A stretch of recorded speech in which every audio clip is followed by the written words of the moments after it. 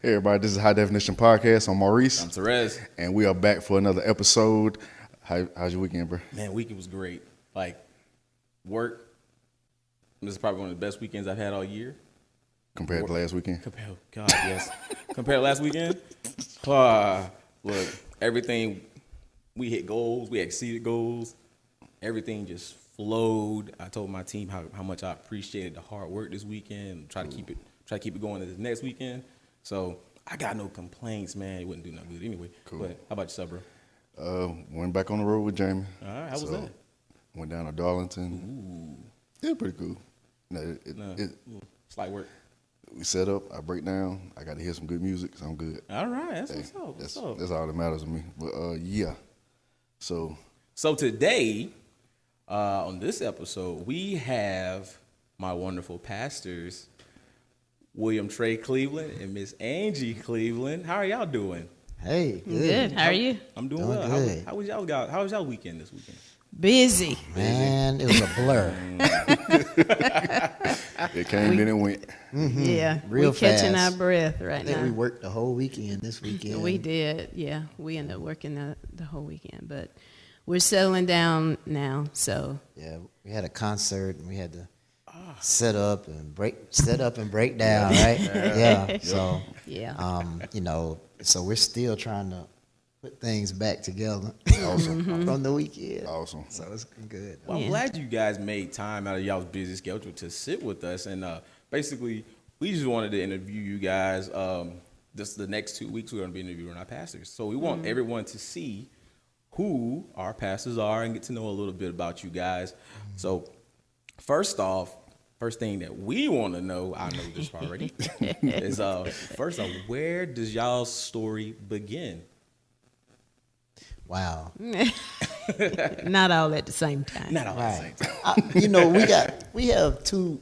It's the same story, but two totally different angles. It usually be like that though. Yeah. So with most couples, but I was managing a singing group, a female singing group. And we're a product of the 2000s, late 90s, 2000s. So we had you had Boys II Men. You had In Vogue. You had all these groups, right? And so we were going to do that for God. And so I had 3 girls, and one of them was Angie's cousin. And so I was trying to find a 4th member so we could have a 3-part harmony and a lead singer. Gotcha. And so I asked if they knew anybody, and one was like, "Well, my cousin's coming to college. We met at Upstate." My cousin's coming to college, and she plays and sings. I was like, wow, okay. And I was thinking, she probably played 3-finger chords. like chopsticks, dun, dun, dun, dun, And so I tracked her down and found her when she got to the campus. And I knocked on the door, and her roommate came. Her roommate was like, "Angie, somebody here for you." And she came to the door, and she didn't say nothing. She just sat there. She looked straight at me. It was just like, so later on, I let her tell her side of the story, and we'll meet there. All right. Yeah. So when I had on some overalls that day, and I had braids. She had braids. The basket weave braids. Yes, I remember that. Yes. So when he came to the door, I looked at him. He thought I was slow or something. I thought something let was him wrong. tell it. He thought something was wrong with me. But I was looking at him like, I'm trying to figure out where I know you from, because he looked very familiar. And but that's a long story. But we end up going to the recital hall. We trailed each other to the recital hall, and I played and I sang Lauryn Hill's "Joyful, Joyful." Oh yeah. Back in high school, I used to want to sound like her. So I loved her tone, her intonation, all that kind of thing. So she was successful. I was like, whoa. But that's how we met. We met on USC Upstate campus. I was a freshman. I came in August of 99. Ooh, Lord, that's been a long time ago. But we met in November. So a few months later, had no clue I met my husband. Had no clue. Wow. Mm-hmm. Wow. And it was USC. It was USC. Okay, see, Spartanburg at the time. USC, yes. Rifles. Yes. You know what the little known fact? I used to be around them on that gospel choir. Because my mom used to sing too. So that's wild. Like, it's funny how everything comes full circle. Yes. and your uncle. Uncle, yeah. I mean, That is How you forgot about your amazing. I did forget about my uncle. We all used to be there. It's wild. But you played basketball, correct? Yep. Okay. Yep. Yeah. What position? Point guard. Yep. Point guard. Man. Defense. How many assists you average? And none. Look, I was on that team for 1 year. I went to Howard University. Okay. And I was a part of the student coaching staff, a student staff that would travel with the team. There's a long story on how that happened. So I tried out, and they had just got a freshman guard that was like all region. So they didn't need another guard. They wanted a big man. So I didn't make the team at Howard, but I used to go and sit in the stands and do my homework while they practiced every day. And some of the team members didn't want to come to practice. And the coach said, I got somebody here that comes to practice that ain't even on the team. Wow. And he said, all right, if y'all don't want to be here, I'll put him on the team. As a matter of fact, everywhere we go, he goes. Just to remind y'all that you slip, he can be put on. Wow. And so I got to travel to Florida on the plane. I got all the, so I worked out with the big men. And then the next year, I tried out for USC Spartanburg team and made the team. That's awesome. That is awesome. That is awesome. So, Miss Angie, how long have you been playing the keys? You know what? Since I was 3 years old, I started picking on the keys. I developed a love for it because my late grandmother, she played the old upright pianos. And to this day, like, I can still remember how she would play some of the songs that we would do in church. Like, the style of it was like a ragtime jazz sound. But I used to sit in her lap at 3 years old and used to just peck around on the keys and stuff, and she would play and sing, and that's how I developed a love for the keys. You can literally close your eyes and point to somebody in my family on both sides. They can sing, play an instrument, or do both. Wow. Like, it's a very musical family I come from. So, but at 3 years old is when I started pecking with the keys. At 12 is when I started being the minister of music at my grandfather's church. My grandfather was a pastor. And at 12 years old, I'm in service on Sundays playing an organ that I could barely reach the pedals on. Oh, wow. And teaching senior choir. That is so weird, but that's how it was.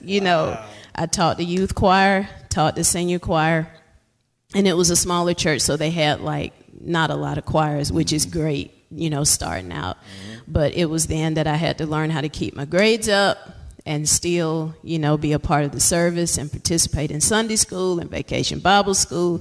And the sunrise service is on Easter. Lord. Have mercy. Lord. My eyelids. 6 a.m. I remember them. on Easter Sunday. So, but yeah. Hurt just thinking about it. Yeah.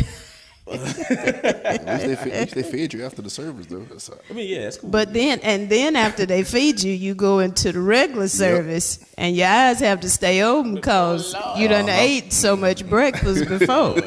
Yeah, you said go into the regular service. I thought you was about to say go into a coma.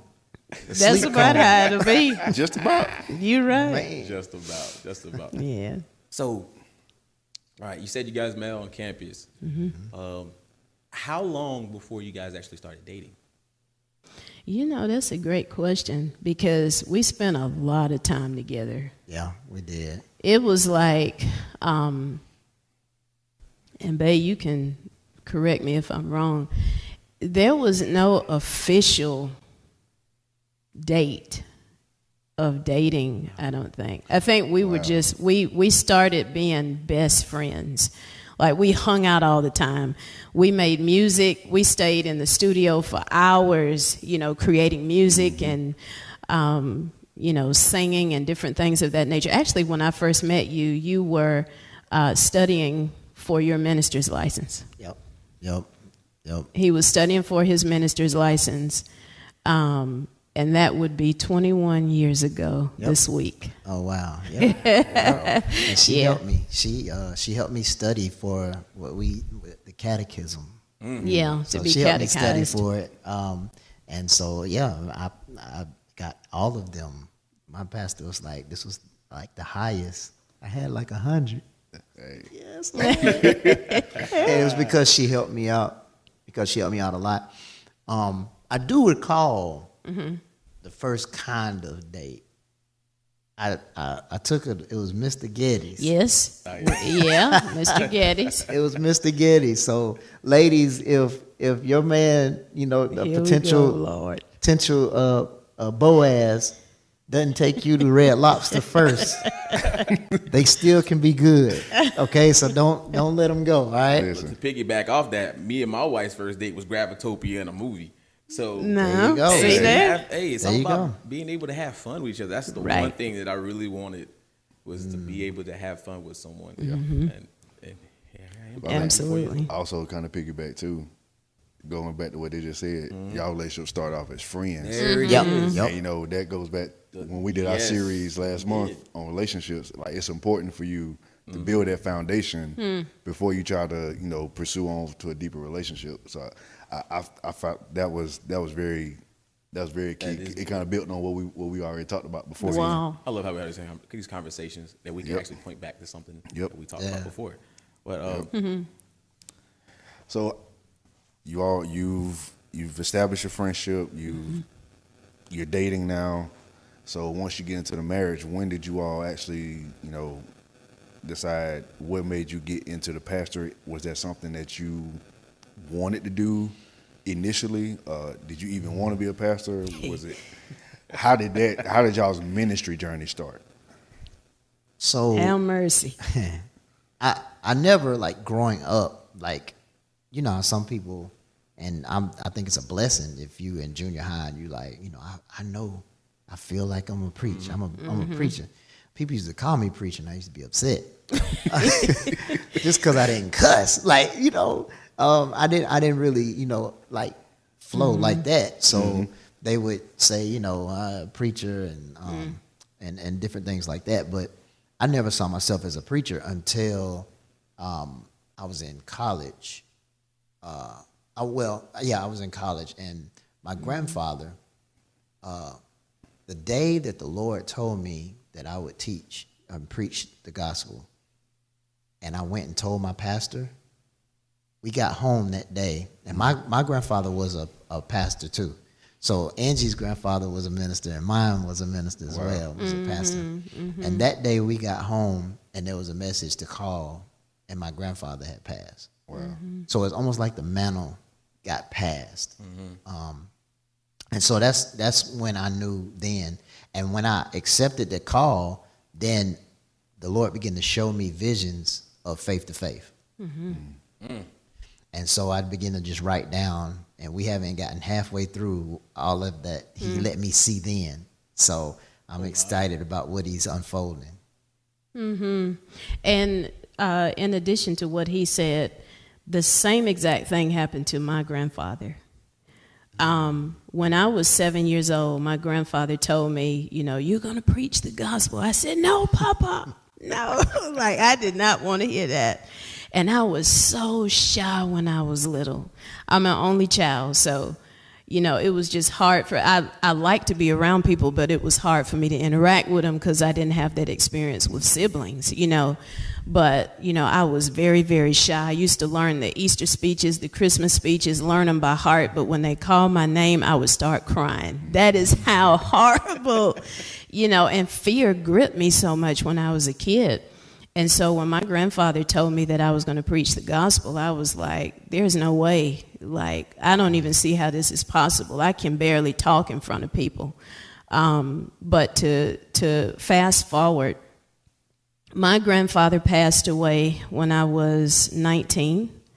And that was at that moment is when I started to accept the call to minister the gospel. he passed away as well. But when it came to pastoring, because ministering the gospel and pastoring are two entirely different things. Different.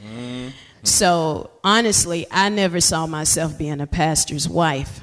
I never saw myself as being, co-pastor. Even down to, and this is a touch and go, but even down to the way a first lady dresses, or how they say you're supposed to dress, the hats and the suits and the rhinestones and all that kind of stuff. I grew up being a tomboy. I like playing basketball. I like doing, you know what I'm saying? Yeah. Like, I was not a, dress up, floofy type of person. And so, but when I met him in college and we started building our friendship and hanging out with each other, and then he started studying for ministry and all that kind of thing, y'all, something pulled, it's like his purpose pulled the purpose out of me. And it was like I had a desire to want to, be a part of what the Lord was showing him. And I was like, Lord, whatever you want me to do. I didn't see myself going this route. I actually wanted to be an architect. I actually wanted to go to school to draw floor plans for houses and buildings and that sort of thing, but never thought about until coming to college that I was created to help build or be an architect of an atmosphere, of a culture. You know what I'm saying? And so, that's how I end up being, coming alongside you in this whole vision for ministry. So how long have you all been in ministry now? So ministry-wise, it's been, I want to say it's been 20 years for me in ministry, but and 21 for you, but it's been 13 pastoring. Wow. If I remember correctly, 13 years of pastoring. Yeah. Wow. Man. So, pastoring together as a married couple. How do you guys find the balance? Because I've wanted that myself. Usually when you're a minister, you're over a flock. Yes. You're trying to manage that, plus your marriage life as well. So how do you guys find that balance of keeping everything fresh, just staying on one accord? Carefully. It is not an easy thing to do. Not at all. But we do make sure that we carve out time for each other, and carve out time to be together. Yes. And we defend that as much as we can. If there's something that the Lord has need of you on a Friday, then the Lord has need of you on a Friday. But we try. We try. Yes, we try very hard to have a weekly date night on Fridays. You mentioned something that I'm very passionate about now and still working very hard at. That is the difference between actually balance and priority. I've learned that there is a difference. And, I was asking the Lord, countless times. I said, now, Lord, you're going to have to help me know how to balance all this stuff. Because these are a lot of hats we wearing, pastoring the church, being a spouse, and then being a son and a daughter to your parents, and being a good friend, trying to be a good friend, being a producer, writing music, writing books, it's a lot. And I said, Lord, please give us the wisdom on how to manage everything.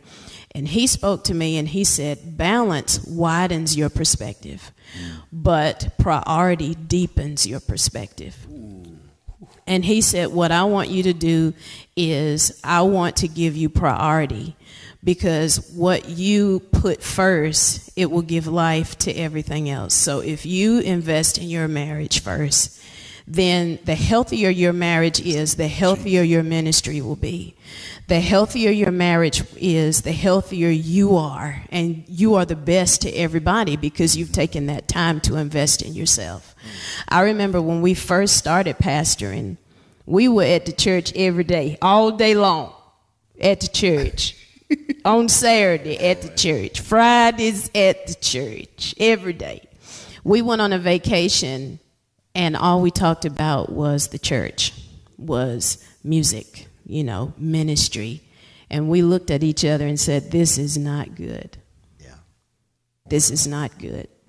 And it was at that point that we decided that we would do Friday date night on a weekly basis, and we don't let each other talk about ministry and church and music. We talk about God, but not ministry. That's good. Yeah. Was that from the jump, or when you first made that decision to, let's not talk about church, let's not talk about ministry? Was that hard to do at the beginning? Yes. Oh, yeah. Sometimes it still can be. You can catch yes, yourself. Yes, you can. Because it's a major part of our life. Like, the members and the people, everybody's a major part of our life. But it's kind of like, you as parents, you guys have kids. There should be a time where you are talking about each other. Even though you love your kids and they're amazing, right? There's got to be a time where you guys have the time to gel just with you guys so that you can be stronger together to help raise your kids. Yeah. So it's good. Yeah. And dealing with the guilt of that too. Yeah. Because sometimes you can feel guilty for actually wanting to pull away just because you need some time, But it's that priority is so important. But yeah, we still have challenges, and we still pull on each other's coattail and say, okay, let's talk about that tomorrow, because we know we got to do this and we got to focus on this, but let's wait until tomorrow because right now it's just us. Yeah, and that guilt thing, I just wanted to touch.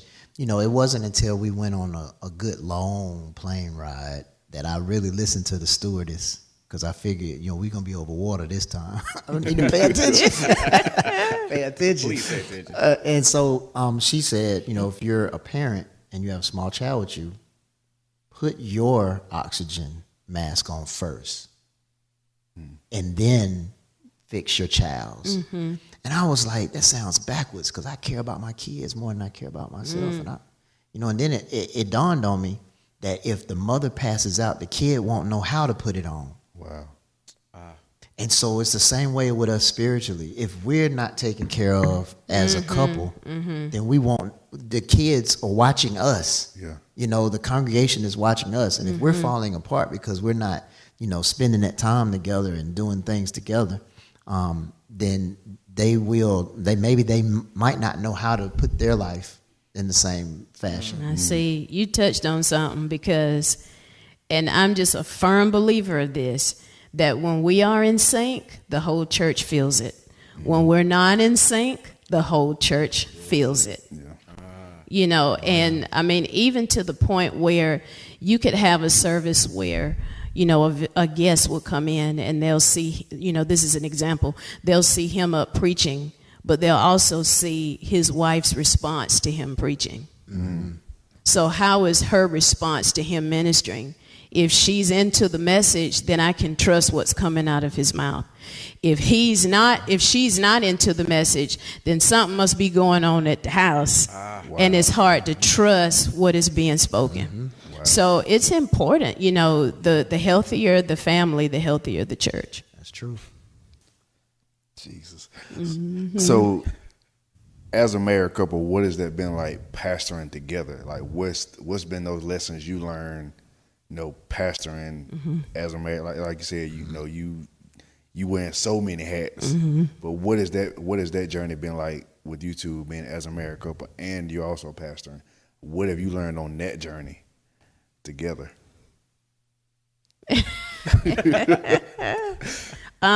Transparently speaking, it's been one of the most adventurous yet rewarding journeys pastoring with this guy. He brings such a different perspective I think that's one of the key elements of pastoring together is that we both see things sometimes differently, and then we're having to see which is the best route to take, and what is the Lord saying. Sometimes we both wrong. Yep. And the Lord is like, tell me, hold on, both of you go sit down and pray. Lord, time out. But it's been rewarding. I love pastoring with him, and I honestly wouldn't see it any other way.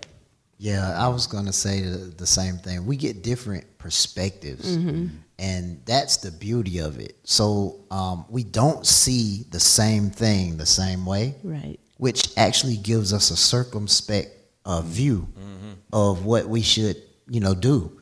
We have different options, which I really appreciate. And also, we feel each other's hurt. Yes. And we understand it from the pastoral perspective. And I know some people that they may not co-pastor. So the pastor may feel a different weight sometimes, and then whoever's, whatever spouse, because there's women pastors with spouses that aren't pastors, but they can kind of maybe not see the same way, but we're getting hit with the same punch. We're getting blessed with the same blessing. We're getting, so it's been a really good, I think, to have a partner, and she's amazing. She's powerful in the Lord. But she also can let her hair down and chill and relax and, explore the world and do different things like that. So she's really cool. So that's a good partner. That's a good partner. So I wouldn't want to pastor with anybody else. So I appreciate it. Love you, babe. Yes, ma'am. That's awesome. So to shift to recent, and we'll backtrack a little bit, but the pandemic last year hit, the COVID. What has been the most challenging thing being a pastor and pastoring through a pandemic? Because I know we don't get to really have these conversations with pastors. I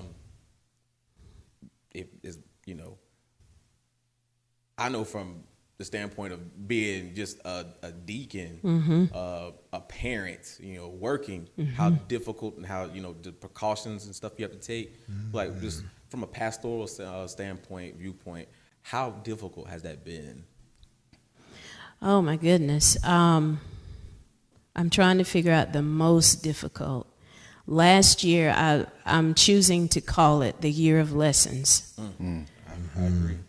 I mean, it was just so many things that we learned, But I think for me, one of the hardest parts of pastoring through a pandemic was the inability or just being limited in how to help people. Yes. Yeah. Wow. Yeah. Versus, being able to touch people and, hug people, be there for people, let them cry on your shoulder. That was tough. It was really hard. And we love on people. We're affectionate, we show love, and it's hard to be in a situation where that's limited. And, I think one of the prayers I had to pray a lot last year was, Lord, help me not to be so overwhelmed, because it was so much hurt everywhere. It was just hurt everywhere. Yeah. And I think that was the hardest part for me. Yeah. The same. I was going to say the exact same thing. We don't realize how much we get a chance to receive from each other Sunday to Sunday. And also, as a pastor, get a chance to look into the people's eyes. Yes. And say, how you doing? They like, I'm fine. You're like, right, you can tell. You can tell. Yeah, and the Lord may bring something to say to them then, or He may just say, pray. Go, when you go home, pray. Put them on the list and pray. But to not be able to see them, it's harder to be able to just kind of, how you doing, and then so it's more. It is harder, and it felt like it's more work Yes. And it feels like you have less effectiveness, it felt, but with more work, or the same effectiveness, but with 2-3 times more trying to be focused and purposed in your interactions. And, because we go hang out. Yes. Man, I miss that too. Yeah. I really Go out to eat after church. You know what I'm saying? Yeah. Whoever is left after service, y'all want to go, go get some Chinese food. I miss Lou's going with y'all. Yeah. Yeah. And we get a chance to talk. And it's those lessons that deepen people's walks. It deepens ours because we learn from you guys as well. You know what I'm saying? So as we sit and talk, we're learning from each other. And that's what I call true communion. That's when, Jesus had communion with the disciples. They sat down and broke bread. Yeah. It wasn't just like the little hard cracker and the juice. Right. Like they really sat down with each other and broke bread, broke the word together. Yeah. So I miss that. I second that. Shifted a little bit. So, what are some misconceptions about Christianity from y'all's vantage point that people, misconceptions that are, some misconceptions that you think that people have about Christianity, about pastoring, just things of that nature? That's great. That's a great question. The first thing that comes to my heart when it comes to a misconception about Christianity is if we misrepresent or paint incorrectly who God is, then we won't see Christ correctly. So God is not a taskmaster. He's not a dictator. He's not a narcissist. He's not a conspirator. God is love. Now, there's a lion side of love and there's a lamb side of love. But God is love. And love is not just what he does, it's who he is. It's his whole makeup. Yeah. So everything he does is for the purpose of love. And I believe that one of the misconceptions of Christianity is that we paint God to be someone who we have to be perfect to be accepted by. And that honestly, it's hard to please somebody who you feel is always mad at you when that image is mispainted. And so I think that's one of the biggest misconceptions of Christianity is that, being a Christian means that I dot every I and cross every T. That's not what perfection is. Perfection, when he says, be perfect as my Father in heaven is perfect, that word perfect means complete. So be perfect or complete in love as I am complete in love, And that takes a whole nother spin on how you view God and your perspective of him. And one more thing, and then I'll let you, share what the Lord is saying to you. But righteousness is not a what, it's a who. Being righteous is not it's not necessarily a what, it's not the doing of a thing, it is the becoming of a person. Christ was sent so we can receive him and become righteous, not so we can do right things. And I think a lot of times we try to do right things without knowing who we are in Christ. And that's one of the misconceptions that I believe in Christianity. Wow. Yeah, I definitely ditto those. One of the ones that I kind of have been praying about, studying about here lately is deliverance. I think we as Christians, a lot of times we feel like a spirit being cast out, or that's the misconception, is deliverance in and of itself. But the Lord has been showing me the post office. And he said that when there's a letter in the post office, if the postmaster just takes the letter out and puts it in the yard, is it delivered or is it just set free? Wow. From the post office? It's set free.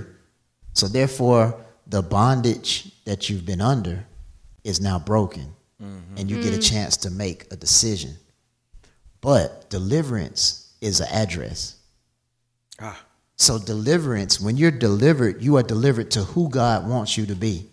You're delivered to a son and a daughter, and you're walking in purpose. And so a lot of times I think the misconception is that somebody feels like they've been delivered when they've really just been set free to make a decision to get to the address of deliverance, if that makes sense. I love that perspective, man. Yeah. I love it. Yeah. Love it. So I guess this kind of ties into that. The body of Christ, sometimes, just from my opinion, I feel like we mistake Christ's faithfulness in being accepted as being accepting of sinfulness. Some people will say, "Oh, it says to come as you are, and that's it." For me, it shouldn't be just, it should be, come as you are. We want you, in all your baggage, but there should be some transformation that takes place as you get to know Christ. Do y'all feel the same exact way sometimes about that? Yes. The cross is vertical as well as horizontal. So in relationships, in our earthly relationships, we know we'd be upset if we invest in a relationship with somebody and they don't invest into it and they don't put forth an effort, you know what I'm saying? And if I say, for instance, if I talk to him any kind of way and it disrespects him, and he voices that to me and says, I don't like to be talked to like that. I need you to, talk to me like this, bring some more respect. If I don't change, that can mean that I'm not serious about you. Wow. That I'm not serious about our relationship. I don't need to change. You feel what I'm saying? And that perspective is prideful. Wow, yeah. Because when we come into the knowledge of who God is and we desire God more than anything, of course, I'm going to make mistakes, but the heart has to be willing to bow to what God desires.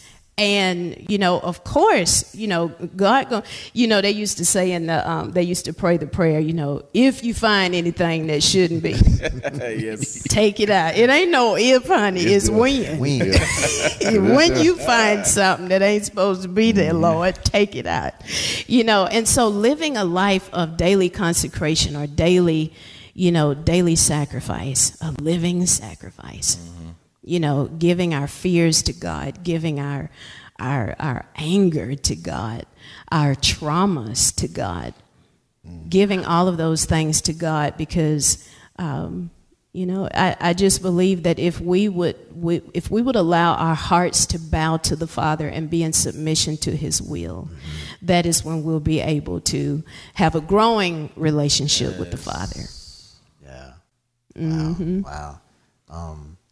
I think one of the things that I've been, forgiveness. Oh, Lord. Sometimes, I'm just talking about from a pastor perspective, when I have expectations of somebody else growing and it's slower than the pace that I want it to be in. Wow. I have to, sometimes they're actually a mirror for me to see what I'm upset about myself. Wow. What I haven't conquered to the place that I want to be at. And so sometimes when there might be one person that's dealing with one thing or one person that's one way, and I feel like I gave them more grace than this other person. But the other person might be the one that's closer to me that shows me the mirror. Oh, Lord. And so God has been showing me forgiveness and grace by allowing me to help others walk, in that, giving them that grace. Yes. It's helping me to realize that I need grace. Yes, Yeah, Lord. so. That's a Selah and a half. Yes. That it is. Oh boy, I tell you, a lot of man, we've had these conversations. Yeah. I tell you, I gained so much insight from them, and I miss being around them as much as we used to for this pandemic. Man, Yes. y'all just dropping nuggets in the bucket all kind of nuggets. all day. So to shift, Trey, you are a real estate agent. Yes, I am. Yes, I am. How long have you been in that profession? It is right on. I think it'll be 3 years. It'll be 3 or 4. Yeah. Coming up this. I think June is gonna be. Yeah, it's gonna be my date anniversary. All right. And I appreciate all your hard work helping us get our house. Yes, that is right. If you need a real estate agent, William Cleveland, we'll have all his information in the comments. But is that something that you've always wanted to do, or is that something you just kind of fell into? Speaking of fell, I fell asleep, and I literally had a vision. Right, I had a vision of me flying over houses. And they were small houses at first, and they just kept growing and getting bigger and bigger and bigger. And then a friend of my mom's called and was like, you know, you need to get into real estate. I'm there's this and that, and you know, I'm gonna get old. Maybe you could take over my business and da da da da da. And that was all within the same week. Wow. And so I knew then. Never dealt with it before. I knew then. I was like, okay, the Lord is saying, and I asked him an interpretation of the dream, and that was what it was. It was just showing me different houses and showing me selling those different houses and dealing in real estate. So that's how I ended up. Awesome. So, Miss Angie, songstress, pastor. Let's talk about some of your music. You just released an EP not too long ago. Let's talk about that. How you developed it, the mind behind it, and just where are you headed, like as far as like other music ventures. So Okay, so the Faith Walk. A lot of the songs that I receive them in prayer. As a matter of fact, my dream prayer room, Lord, is to have a room that's circular with a white baby grand in the middle of the floor, because I like to walk when I pray, and a lot of times I hear songs and concepts, you know, in prayer, and they don't come all at one time. Songs are built, and so I could be going through something, or you know, God could speak a revelation, and then there's a lyric that comes from that, or a melody. I may hear a melody only, and then I'll get a lyric later. So it just depends. But the Faith Walk, I felt led to release it because of the trying year that we've had, and just to have or to release a sound of encouragement and hope to people, because of after all that we've gone through. I think we've suffered as a nation, as a people in general, globally. We've been traumatized. And so, you know, to bring a sound of encouragement and hope to people is what I really wanted to do. And to have songs where people can boldly confess the word. I hashtag it Bold Confessions of Faith, you know, because these are songs that are based off of the word of God, things that we can confess over ourselves, you know, not confessing our feelings, but confessing the word. We can be vulnerable to God with our feelings, but confessing the word. And I've learned that you can't fight a bad thought with a good thought. You fight it with the word, because the word was here before challenges were. The word was here before temptation was. And so fighting with the word. So the Faith Walk, that is how that concept came to be, because I wanted to release a sound of hope and encouragement to everybody. And all the songs were built in prayer, and just as a result of the trying year that we've had in 2020. You coined a term for your music, I can't remember exactly what it was. Was it medicinal music? Medicinal music. That's it. Is that it? Is that what it was Yes. called? That's it. That's what I want to create. Yes, I thought that term was. It made me pause. I was like, because music can be medicine. Yes. It could be music. It could be medicine that uplifts, heals it. But there's also music that can tear down, be destructive. So I love that term, Yeah. and it makes you think about music from a different headspace. I couldn't think of a better word for that, but we'll run with it. But I also wanted to talk to you both. Go ahead. Out of all of your music, what would you say, because you've released several albums? Several.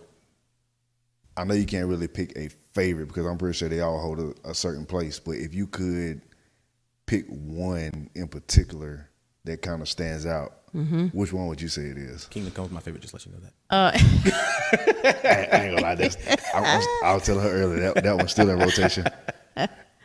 You know what? That's a great question. Each one has its own personality. I would have to say, and not just because I just released it, but I would have to say this EP that I just released, The Faith Walk. Reason being is because I'm trying to get acquainted with this new sound the Lord has me going in, but I absolutely love it. I absolutely love it. I was telling them yesterday that the music that I hear now is usually between 72 to 84 beats per minute. It's just a groove. Boom, tack, boom, tack, boom. It's just right there. And it's like when it's kind of like the sound of somebody walking. Doom, doom. You know, the footsteps of a person, average cadence of a person walking. And whatever we bob our heads to, we're actually saying yes to it. I agree to it. Wow. I agree to this thought. I agree to this concept. You know, and so I loved to be able to create music to where you don't know whether to bob your head or lift your hands in worship. Doing both. Yes. I love it. There's only one ballad on there, and the rest of it is high frequency music. Got you. So I have another question because I have different conversations with a lot of different people, and there's this whole conversation now where I would love to hear both of y'all's takes on it. There's this whole conversation I hear a lot now. If it ain't church, I don't want to do it. I gotta come to church. I gotta get my book. Or it's some people who, if it's not choir, they don't want to do it. If it's just CCM, they shut it off. Or you got some people that's all about CCM. They're not about the choir. What would you say? What do you say to someone that's kind of got that mindset? I mean, I'm of the opinion people can have their own opinion, but I feel like God can express Himself in so many different genres of music. You know, if you just locked into just one, you're kind of missing how God can express Himself in so many different facets. Yes, sir. And I just feel like if you only locked in church, granted, you know, you have people, that's what they grew up on. So of course that's what you're gonna like. But talk to the people about that, expand yourself, I think you just had a conversation about it. So I'm going to let her go ahead because she just got finished talking about this. This is awesome. I love it. So I look at music as a language. Music is a language. And you have different interpretations of that language. So you have Christian rap, that's a language or an interpretation. You have CCM, that's an interpretation. You have neo soul jazz, which I love. Okay, that's an interpretation. You got choir music, that's an interpretation. I believe that we have gotten to the point that we look at gospel as just a genre of music rather than the message. The gospel is a message.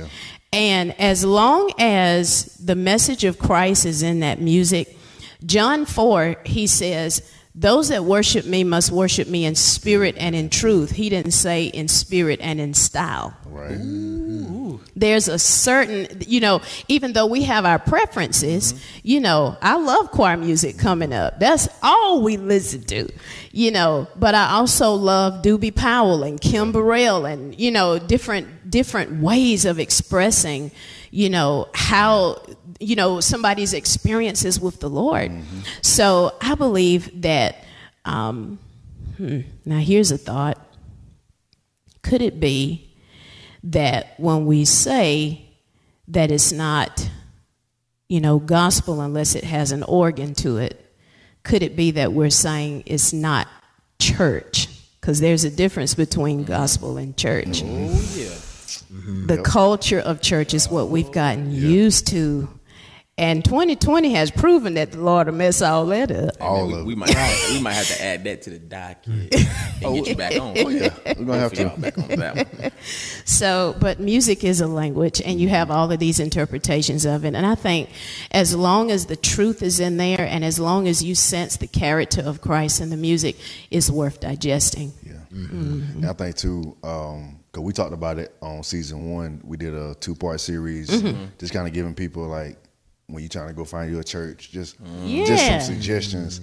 And one of the statements we made when we talked about the music of the church, don't let your preference keep you from his presence. Oh, Right. Because a lot of people, they have their preference of music, but are you gonna let that keep you from the main focus of coming to church, which is, to get into his presence, to learn more about him, That's so you good. can become more about him, Yes, become sir. more like him. We can't put our preference over his presence. That's it. That's good stuff. 'Cause, I'm a big CHH guy. Huge. Huge CHH guy. Probably about 80% of what I listen to is CHH. Yeah. And, some of the feedback you get from that is, it's different things. People were like, oh, that ain't holy, this and that. And how I've always looked at it was, so wherever I grew up at, if I'm accustomed to rap music, like you said, God can use that avenue to grab people. Absolutely. It's like try to go to the hood or whatever, and you maybe grow up in church and everything, but most of the music that where I grew up at listened to was hip hop. So I always say Tupac was one of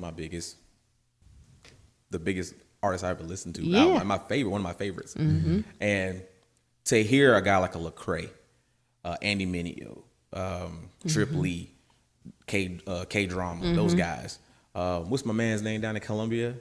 You put me on his album. Brandon Liddell. Yes, Brandon. Love his music. Love his man. music as well. Yes. Love the ministry. Just God can use that avenue to grab people, and I think when it opens up to other things. Like I can't go out. Like some people don't respond to hymns. Right. Some people don't respond to choir music. But if you give me you give me those bars. Yes. And I'm like, that's dope. That's dope. Now I'm like, okay, who is this Jesus fellow you talking about? Yeah. Right. It opens you up to so much more. And I think once your heart is open, then I can listen to the choir music. It hits different. I mean, God is there, but the choir music hits different. Okay, yeah. Hearing the worship music, it opens me up to so much more that God has to offer, and that's why people might have a preference. Don't get stuck in that echo chamber. Yeah. I like using that word. Where it's just I'm hearing one sound of music all the time. Yeah. But I'm missing what God is doing over here. Wow. In this avenue, especially with Christian rap. Because a lot of people just frown upon it. But the way you described that was that genres could be a door yeah.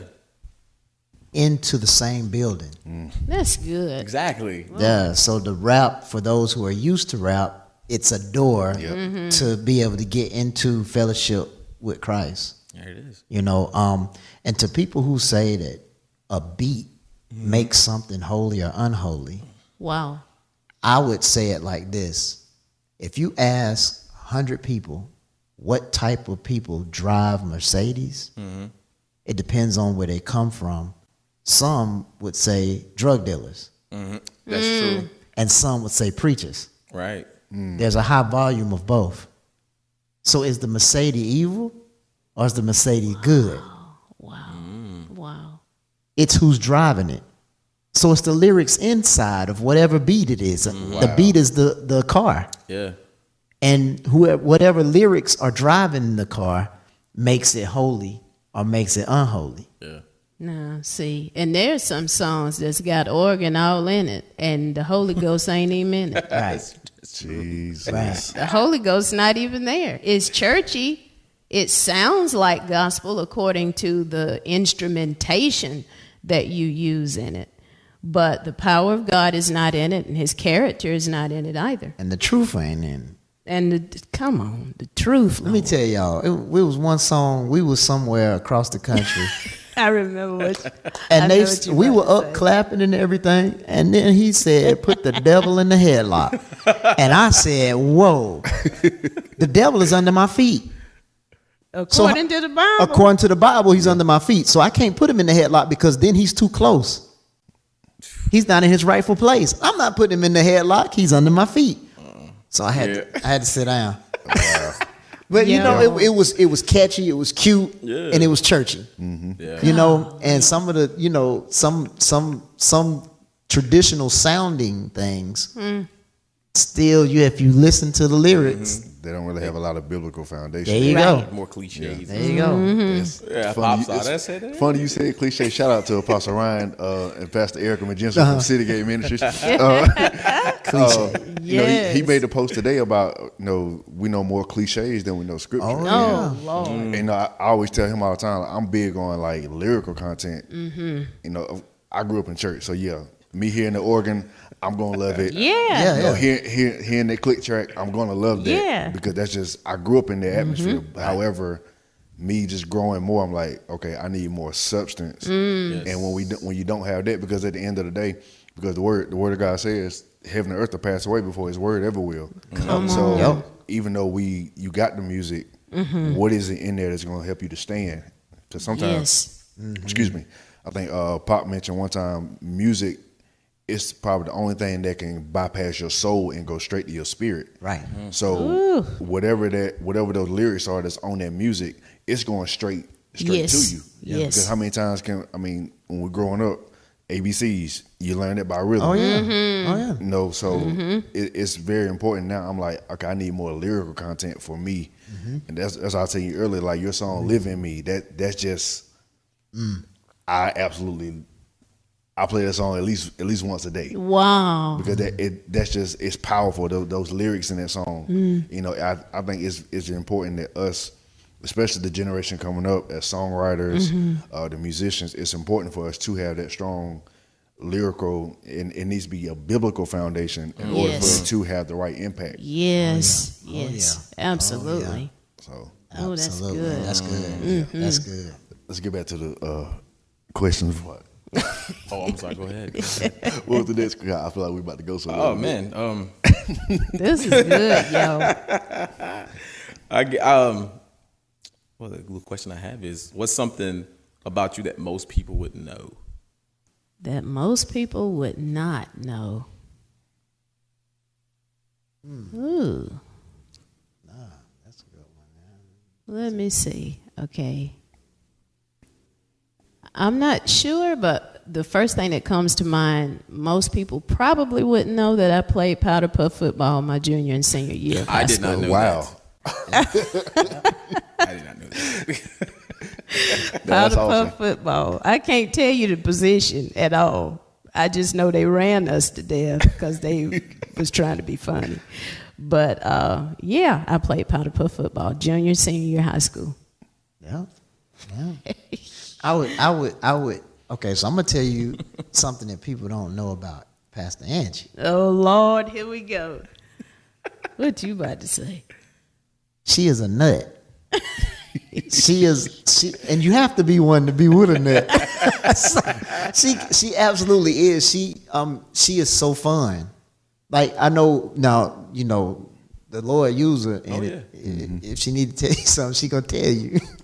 And that's the way that it is, you know. But she's fun. She is an absolute blast. So that's mine for her. Cute. Okay, go ahead. I'm sorry. I mean, Yeah, because it it just came to me. Yeah.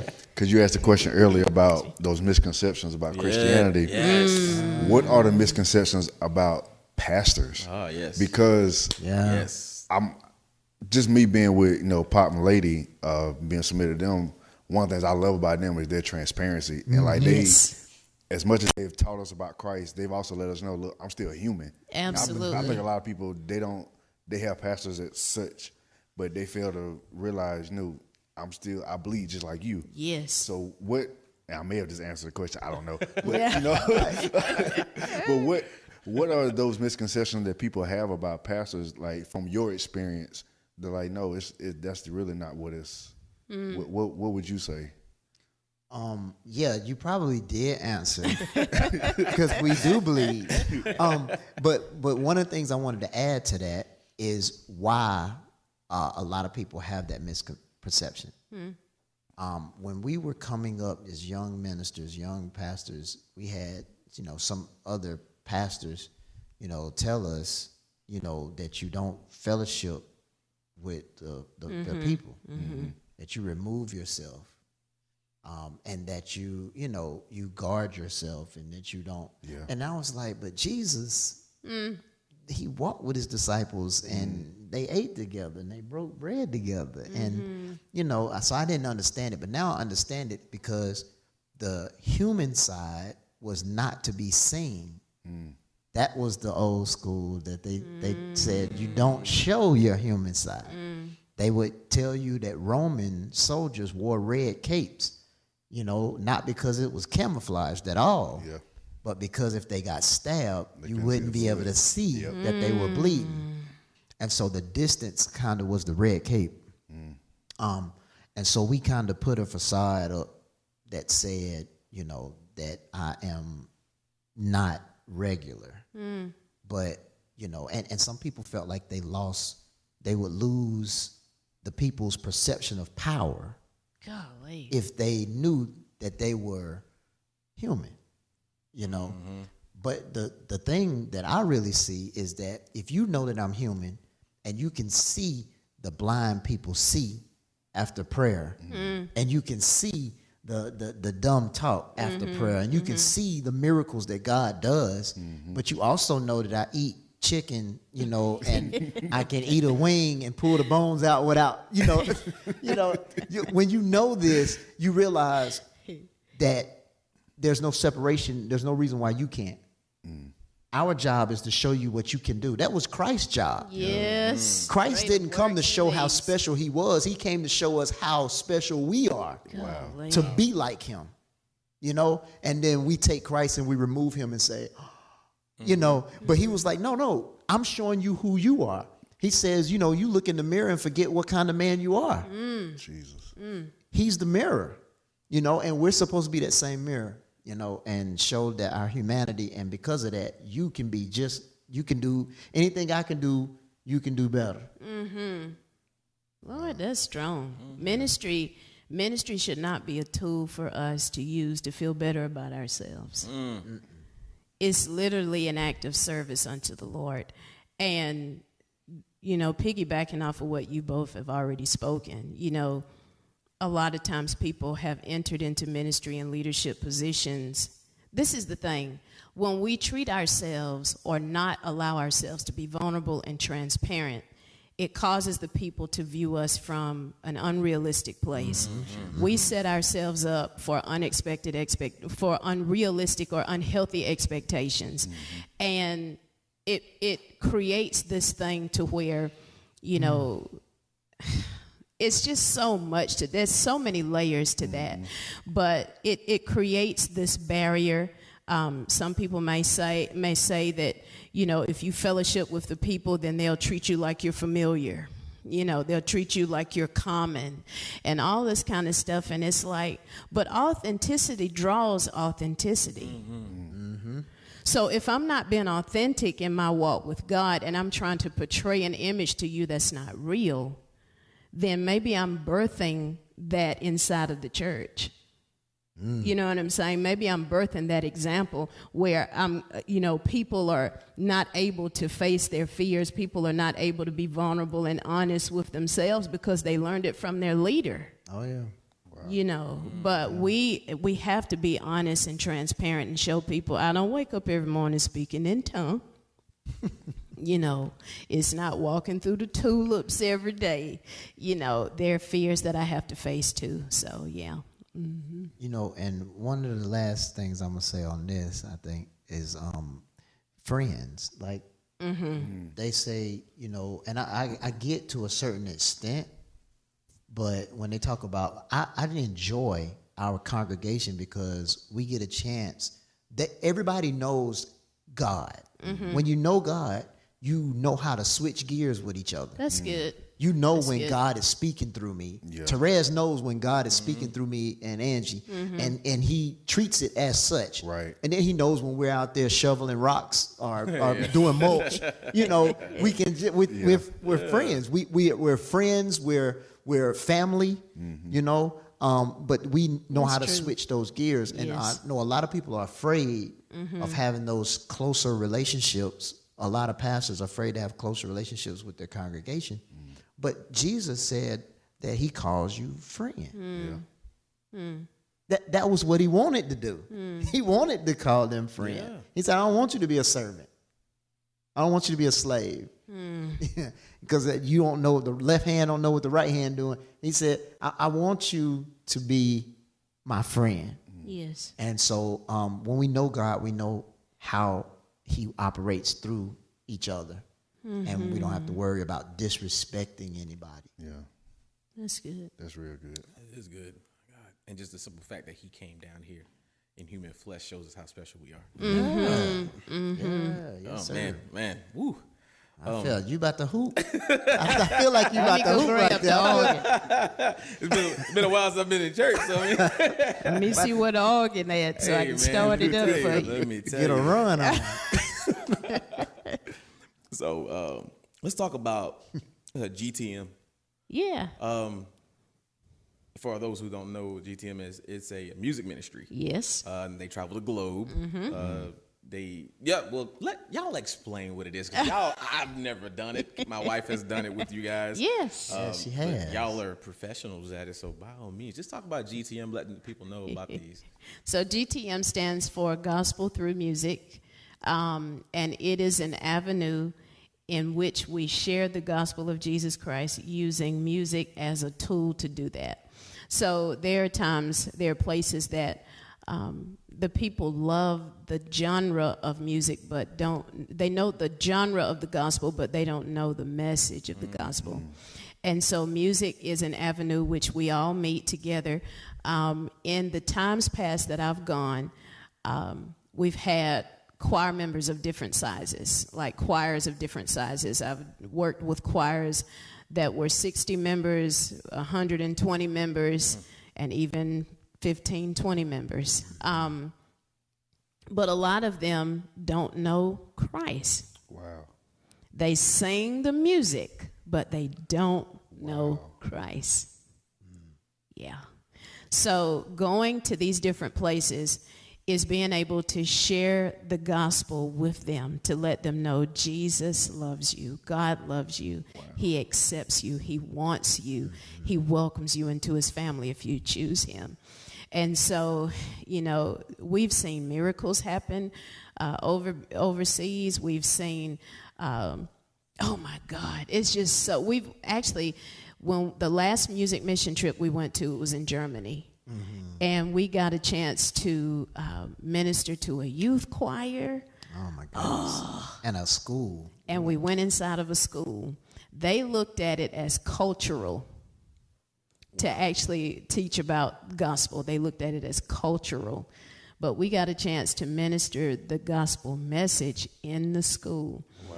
And it was a breakthrough that happened in this young lady's life. She was crying the whole time. The Spirit of God was on her. She couldn't explain what was going on. Yeah. Oh my God. It was amazing. And she said everybody's so happy right now, and that she hasn't seen that with all her classmates. Yeah. We were all dancing, and we were all I forgot the name of the song. Freedom. Freedom. It was Freedom by Eddie James. Yep. Okay.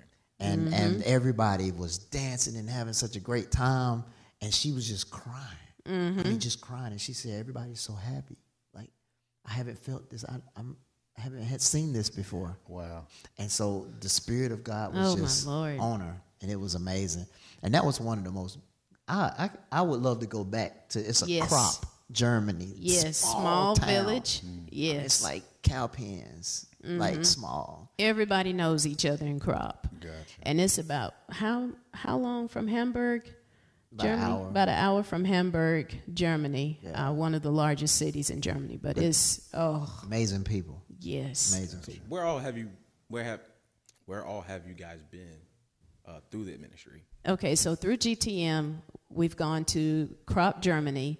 We've gone to Italy, but 3 cities in Italy. So Torino, which is the northern part, Cosenza, and Martina Franca, which is the southern part of Italy. So more so Europe. There's talk about going to Kenya next year. I heard about that. Yeah. That's gonna be Yes. So we got to get prepared capacity-wise in the spirit for that. It's gonna be awesome. Yeah. But, I mean, and I'll just say this, and it's a touch and go, but the receptivity of the gospel is very strong in other places. It is. Very, very strong in other places. And you can actually meet more resistance here at home than you can in other places. Believe Yeah. that. Yeah. I won't go into that. I'm not gonna go there. You saw my mind was We did. We were there. We were there. That's, we're not gonna go there. that's gonna be another, we definitely gotta have that conversation. Yeah, we're definitely gonna have that conversation. So there's a lot more we want to ask you guys, but we're gonna end it right there. But we do want to do a word association. Okay. So Word association. we're gonna. The first thing jumps in your mind. So I'll let you start. What's the first thing come to your mind when you hear faith to faith? Love. Pastoring. Tough. Bishop T.D. Jakes. Wisdom. Evangelism. Timberlands. Boots. Yeah. High definition. Cutting edge. Hey, I like that. I do too. I like that. Are you guys on any social media platforms? We actually share a website, so WilliamAngieCleveland.com, and you can also find me, because he don't be on there long. But I'm on Instagram, Pastor Angie Cleveland. All right. Listen, everybody, what camera we looking at? I don't know. I'm Yeah. looking at the main one. We're gonna look at the big one. We're gonna look at the big one. And we want to say thank y'all. Yes. We just want to make sure we say Absolutely. thank y'all for Thank what you y'all. do. Thank you for allowing us to be a part. Yes. But also thank you for your continuous grind in what you Yes. do. Yes. Like your faithfulness to what you do. We appreciate it. We honor you guys for it. So just Great wanna let you know. husbands, y'all. great fathers, Yeah. great examples, great role models, worthy of being followed. Yeah. So we're grateful to sit amongst great men of God and to just share our hearts and just to have this moment. We're humbled by this experience. Yeah, definitely. I want to apologize for my little blunder I did earlier. So I want to make sure we get that over. I want to apologize for that too. No, this Leave that in is there. hey, whichever one we want to listen, it's all Listen, it's good. totally fine. Hey, y'all listen, this is High Definition Podcast. Thank you all. I'm Maurice. I'm Torez Y'all remember to live life. from the highest definition. We're going to catch y'all in the next episode.